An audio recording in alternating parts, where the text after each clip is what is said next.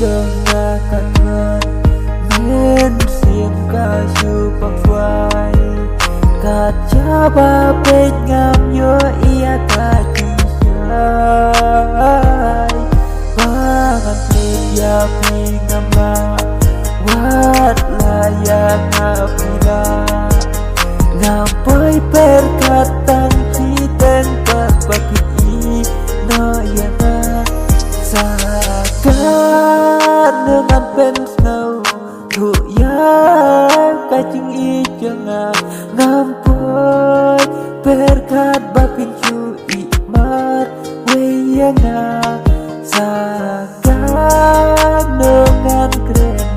nan om ya pilek bakodan hajing im jangan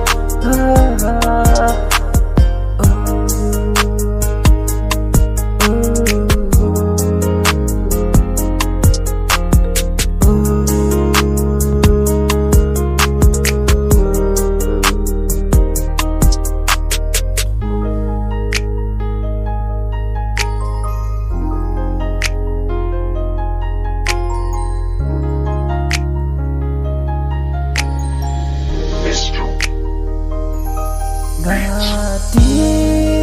babira don cawe kalenti ngam gua cubangan pendoria